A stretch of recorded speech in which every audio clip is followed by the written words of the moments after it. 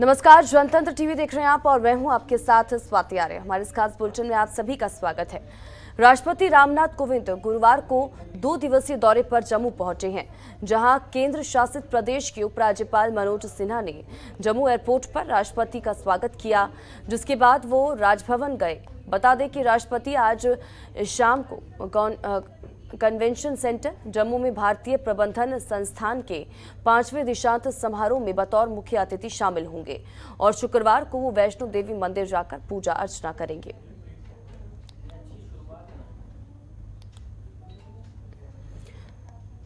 तो हमारे bureau chief ज्योति पचनंदा ज्यादा जानकारी के साथ इसी खबर पर हमारे साथ जुड़ चुके हैं। सीधा रुख उनका करेंगे और जानकारी लेंगे। ज्योति जी, तस्वीरें हम देख रहे हैं, राष्ट्रपति रामनाथ कोविंद जब जम्मू पहुंचे उसके बाद जो देखिए तस्वीरें सामने निकल कर आई वो हम अपने दर्शकों तक भी पहुंचा रहे हैं। आज क्या कुछ शेड्यूल रहने वाला है दीक्षांत समारोह को लेकर, क्या कुछ तैयारियां, जानकारी इसको लेकर?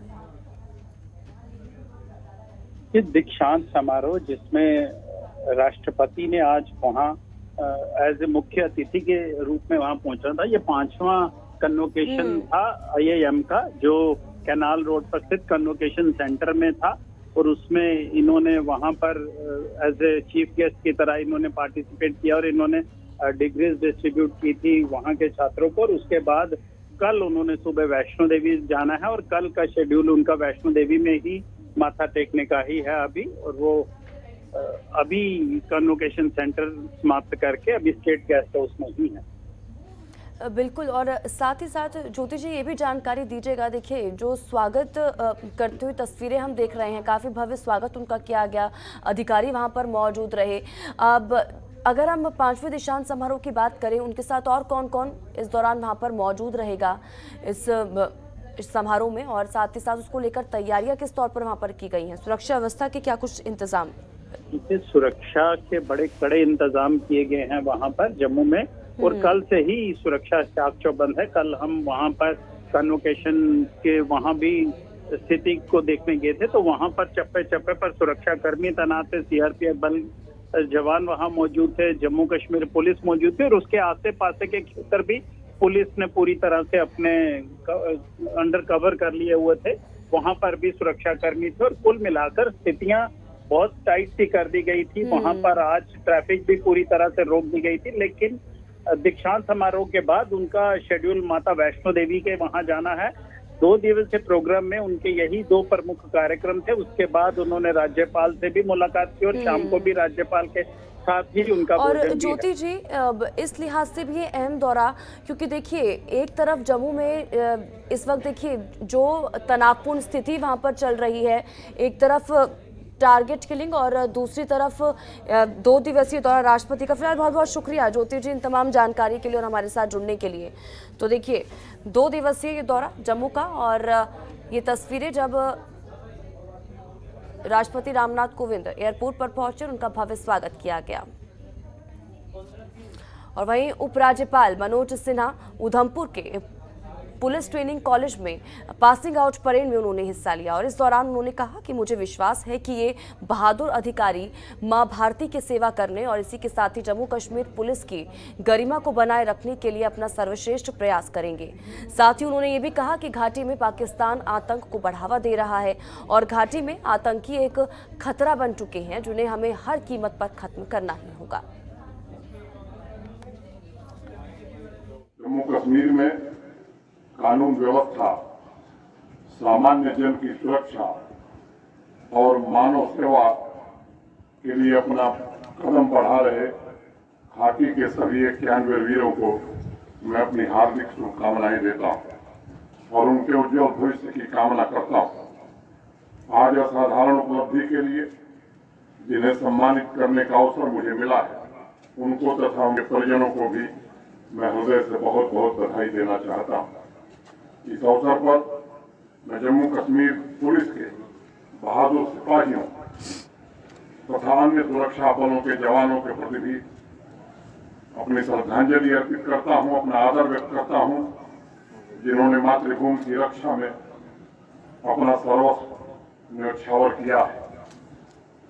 बारामूला के बहादुर सिपाही मुदस्सिर के पिता अहमद शेख साहब के शब्द मुझे याद हैं और उन्होंने कहा, मेरे बेटे ने लड़ते लड़ते देश के लिए जान दे दी है। हमें इसका फख्र है। हम जानते हैं कि वो वापस नहीं आएगा, लेकिन उसने अपनी कुर्बानी देकर हजारों लोगों की जान बचाई है। ये बेहद खुशी का मौका है कि आज 91 ऑफिसर्स का बैच, जिसमें 30 प्रोबेशनरी डीएसपी और 61 प्रोबेशनरी सब इंस्पेक्टर पुलिस के इस बड़े परिवार का हिस्सा बनने जा रहे हैं।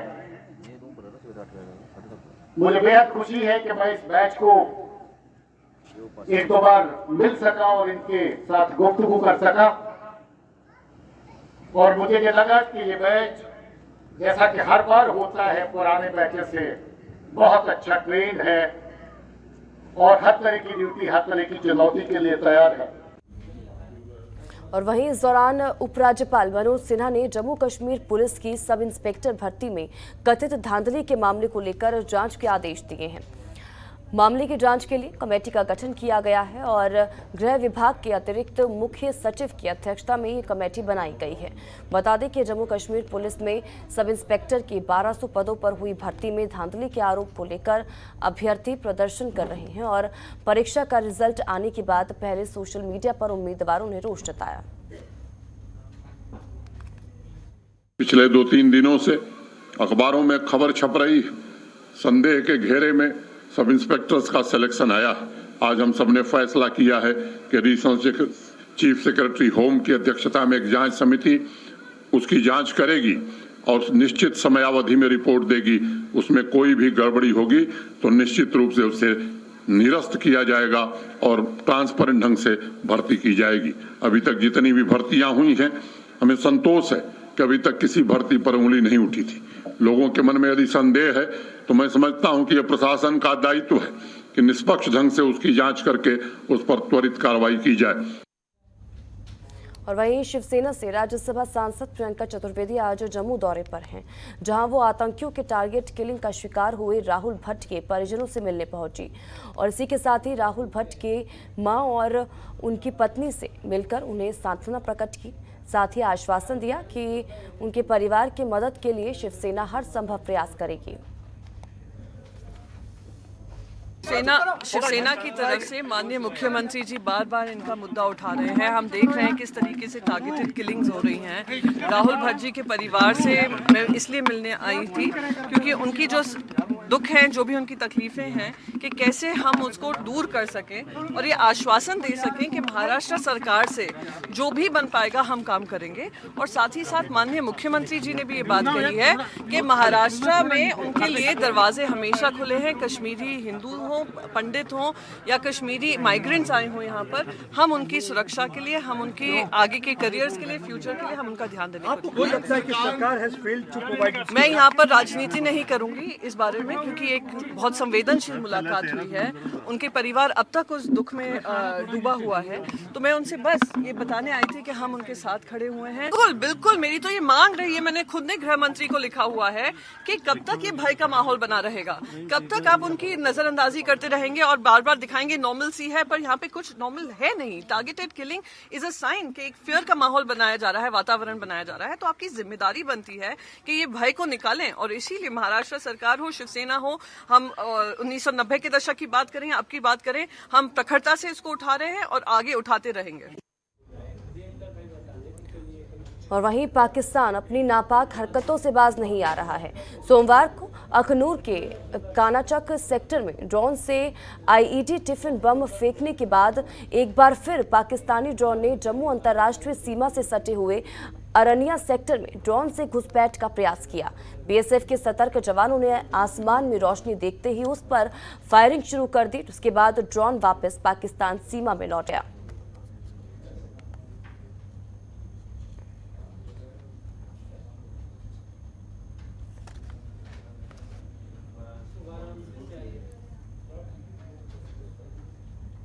वहीं जम्मू कश्मीर में 43 दिनों तक चलने वाली अमरनाथ यात्रा 30 जून से शुरू होने जा रही है। ऐसे में जम्मू कश्मीर में हाल ही में हो रही टारगेट किलिंग को लेकर हर कोई परेशान है। तो वहीं जम्मू कश्मीर प्रशासन के साथ ही पुलिस प्रशासन भी यात्रियों की सुरक्षा के लिए आवश्यक कदम उठाते हुए नजर आ रही है। और इसी क्रम में बुधवार के दिन जम्मू कश्मीर पुलिस के महानिदेशक दिलबाग सिंह ने अमरनाथ यात्रा की सुरक्षा सुनिश्चित करने के लिए कई शिविरों का दौरा किया और इस दौरान उन्होंने केंद्रीय रिजर्व पुलिस बल के अधिकारियों के साथ साथ अमरनाथ यात्रा के तीर्थयात्रियों के लिए सुरक्षा व्यवस्था की समीक्षा की।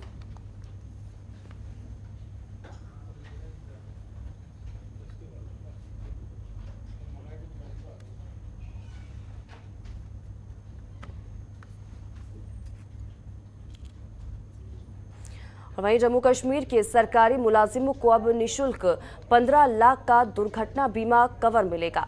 जम्मू कश्मीर बैंक की ओर से दी जा रही सुविधा के तहत सामूहिक दुर्घटना बीमा योजना को बुधवार को उपराज्यपाल मनोज सिन्हा ने औपचारिक रूप से लॉन्च किया।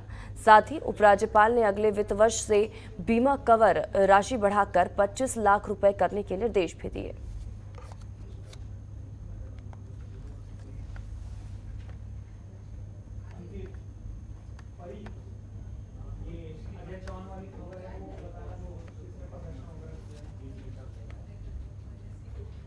और वहीं केंद्र सरकार के 8 साल पूरा होने पर बीजेपी नेता राजीव चाढ़क ने जम्मू में 8 साल सेवा सुशासन गरीब कल्याण कार्यक्रम के तहत जनसंपर्क अभियान चलाया, जिसमें लोगों को केंद्र सरकार की 8 साल की उपलब्धियां बताई गई। साथ ही लाभार्थियों के घर जाकर उनसे योजनाओं में मिले लाभ के बारे में जानकारी भी ली।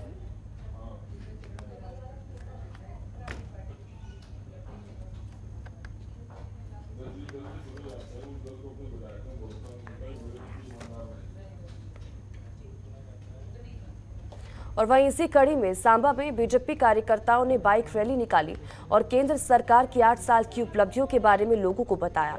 इस दौरान रैली में बीजेपी के पूर्व मंत्री सुनील शर्मा मौजूद रहे। वहीं मीडिया से बात करते हुए उन्होंने बताया कि हम केंद्र सरकार के 8 साल के कार्यकाल का रिपोर्ट कार्ड जनता तक पहुंचाने का काम कर रहे हैं।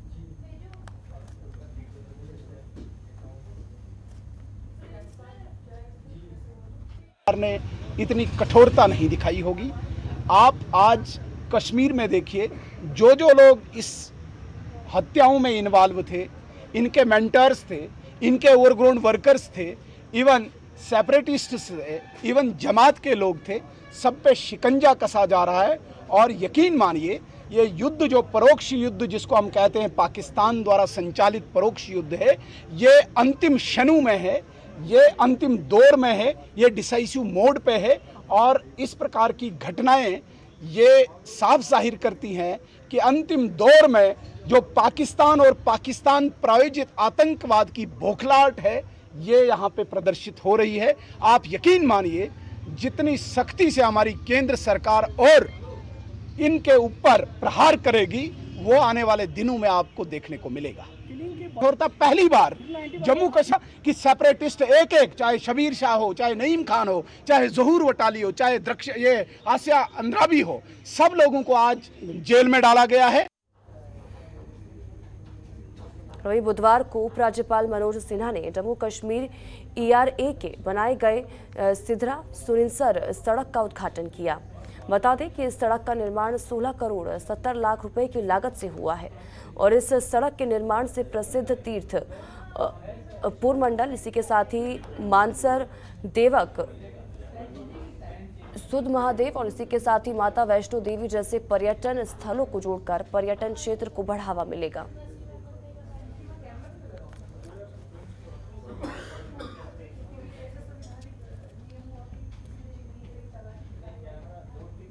वहीं महाराजा गुलाब सिंह के राजतिलक के 200 साल पूरा होने पर जम्मू में आज पेंटिंग प्रतियोगिता का आयोजन किया गया, जिसमें बीजेपी की पूर्व मंत्री प्रिया सेठी मुख्य अतिथि रही।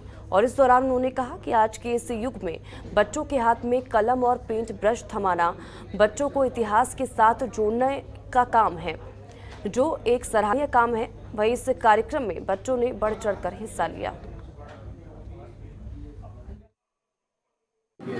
जी देखिए, माय हेरिटेज माय प्राइड एक ऐसा इनिशिएटिव है जिसके ऊपर हमने 200 साल महाराजा गुलाब सिंह जी की रेवरिंग के ऊपर रखा है, और मुझे बहुत खुशी है कि इसमें बहुत सारे स्कूल्स आज पार्टिसिपेट कर रहे हैं। अपनी हेरिटेज को देखना, अपनी धरोहरों को कहीं ना कहीं संजो के रखना और उसके बारे में चर्चा करना। महाराजा गुलाब सिंह जी की 200 वर्ष जो है पूरे हो रहे हैं उनके राज तिलक के, जो महाराजा शेरे पंजाब जो है हमारे राज तिलक का हुआ था, और मुझे लगता है कि इस तरह का रिवाइवल कहीं ना कहीं गलत हो गया सर। और वहीं जम्मू कश्मीर में बिजली कटौती को लेकर बीजेपी के पूर्व मंत्री सुखनंदन चौधरी ने कहा कि राज्य में 14 से 15 घंटे की बिजली कटौती हो रही है, लेकिन चीफ इंजीनियर इन बातों को ध्यान नहीं दे रहे हैं।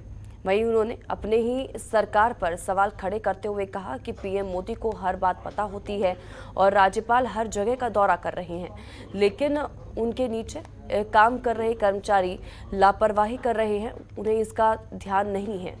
साथ ही उन्होंने एलजी से अपील करते हुए कहा कि बिजली विभाग के लापरवाह कर्मचारियों को बर्खास्त किया जाए।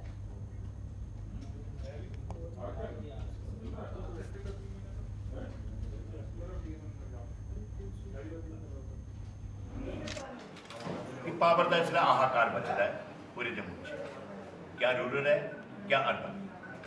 तो सब तो बड़ी गल यह है कि देखो एक एक पल की खबर रखते हैं सारे मोदी जी और सारे प्राइम मिनिस्टर, एक एक चीज़ की खबर रखते हैं, और जो उनके नुमाइंदे इतने तक बैठे थे नल जी सारे मनोज सिन्हा जी हर चीज़ की आपको मैनेज करते हैं, हर जगह पुजते हैं, लेकिन जो उनके ऑर्गेनाइजेशन जो उनके महकमे थले या पावर है बिजली का महकमा है PDC PDH जो भी है कोई इन्हें कोई नहीं सारी कोई नहीं चिंता ही नहीं है। इस समय कारण दसा तो नहीं, परसों भी एक फोन किया इन्हें चीफ इंजीनियर साहब भी मिस्टर सेठ सारे चीफ इंजीनियर से मेंटेनेंस से बैठे थे। मैं चीफ इंजीनियर साहब इसलिए इन्नी पीक कार चला इन्नी इसलिए गर्मी है 45 डिग्री टैंपरेचर ज़्यादा तो तुम इसलिए शट डाउन लै दो क्या आखिर जी मिगी पता ही नहीं। जी एक चीफ इंजीनियर बैठे थे मेंटेनेंस का तुम इन्ना पता ही नहीं कि शट डाउन चला था कि 6-6 घंटे का शट डाउन हो गया, 6 घंटे की कंटेनमेंट आई बिच लोड बदल 2-4 घंटे और हुई है, यानी 24 घंटे तक 14-14 घंटे की बिजली बंद रही। वहीं कुलगाम में वन विभाग के स्थायी कर्मचारियों ने अपनी मांगों को लेकर बेजबिराह फॉरेस्ट कंजर्वेटिव ऑफिस में धरना प्रदर्शन किया, जिसमें उन्होंने बताया कि वो 2001 से कुलगाम में फॉरेस्ट विभाग के साथ काम कर रही हैं, लेकिन उन्हें वेतन नहीं मिल रहा है, जिसकी वजह से उन्हें परिवार चलाने में काफ़ी दिक्कत हो रही है। साथ ही उन्होंने मांग करते हुए कहा कि उन्हें वेतन प्रदान कराया जाए।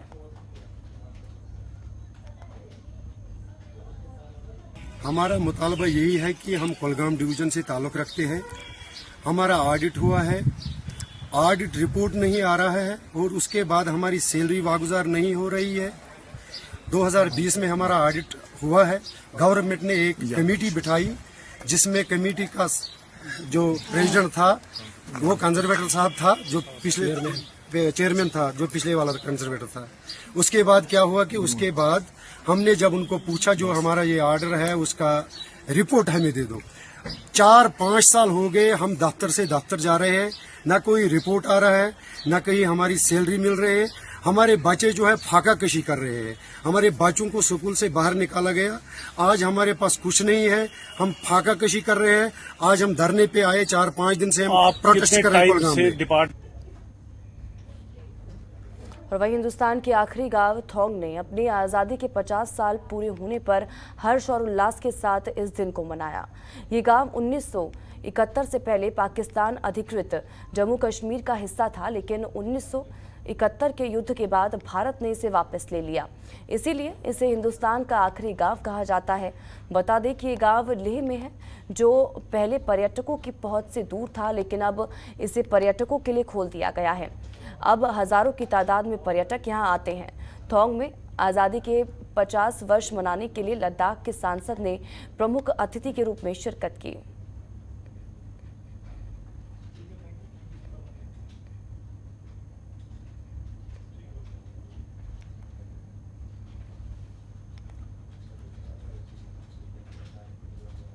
और वहीं जम्मू में छात्रों के लिए क्षेत्रीय परामर्श केंद्र खोलने के लिए प्रेस कॉन्फ्रेंस का आयोजन किया गया।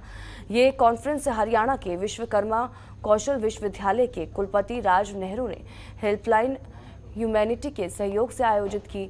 इस पर कुलपति राज नेहरू ने बताया कि इसका उद्देश्य जम्मू कश्मीर में के छात्रों के लिए क्षेत्रीय परामर्श केंद्र खोलना है, जिससे कि सूचना प्रौद्योगिकी, इसी के साथ ही डिजाइन, रसद और कई उभरते क्षेत्रों में कौशल स्तर बढ़ाने के लिए छात्रों को जागरूक किया जा सके।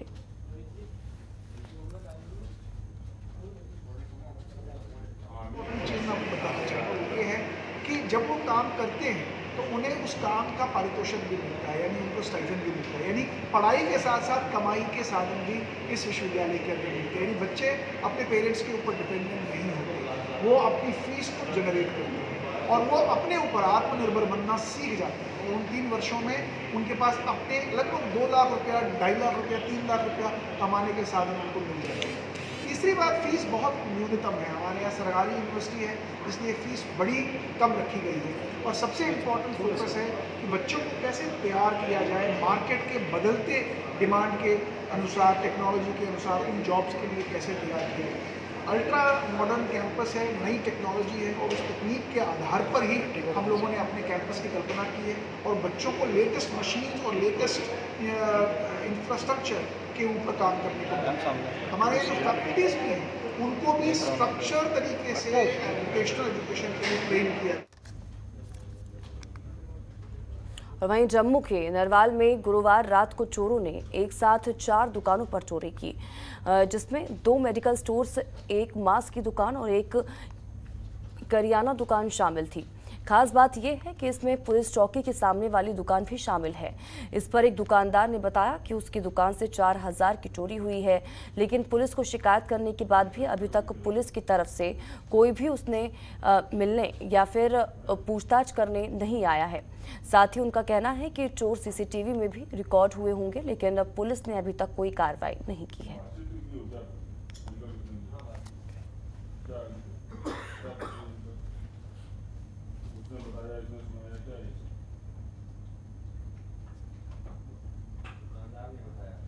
और वहीं जम्मू कश्मीर में एंटी पॉलीथीन अभियान के तहत लखनपुर में एक चेक पोस्ट पर करीब 270 किलो प्रतिबंधित पॉलीथीन जब्त किया गया, जिसकी जानकारी देते हुए अधिकारी ने बताया कि उन्हें पहले से ही एक विशेष सूचना मिली थी, जिस पर कार्रवाई कर टीम ने ये प्रतिबंधित पॉलीथीन जब्त किया है। बता दें कि जम्मू कश्मीर में एंटी पॉलीथीन अभियान चल रहा है।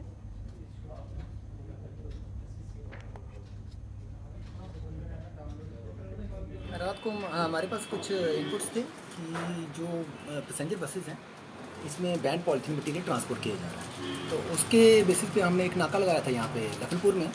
तो एक गाड़ी हमने जांच के लिए रोकी, तो उसमें पाया गया कि जो बैंड पॉलीथीन मटीरियल जिसमें कैरी बैग्स थे 270 kg के आसपास थे, जो कि बिलो 75 माइक्रोन के हैं, और उनको हमने सीज़ किया है और उस गाड़ी को भी हमने सीज़ किया है। और इसमें हमने जो रिपोर्ट है वो ऑथराइज्ड ऑफिसर इसमें जो होते हैं वो हमारे रीजनल डायरेक्टर साहब होते हैं पोल्यूशन कंट्रोल कमेटी के, तो उनको हमने ये रिपोर्ट कर दिया है और फर्दर इसमें जो नेसेसरी एक्शन होगा वो इसमें कॉन्फिस्केशन इनिशिएट करेंगे। माल कहाँ से आया था और कहाँ? ये माल जो है ये अमृतसर से आया था और ये शायद जम्मू के लिए जा रहा था। और इसी के साथ ही बुलेटिन फिलहाल इतना ही। आप बन रहे हमारे साथ। नमस्कार। खबरों के निष्पक्ष विश्लेषण के लिए सब्सक्राइब करें Jantantra TV and press the bell icon. Never miss any update.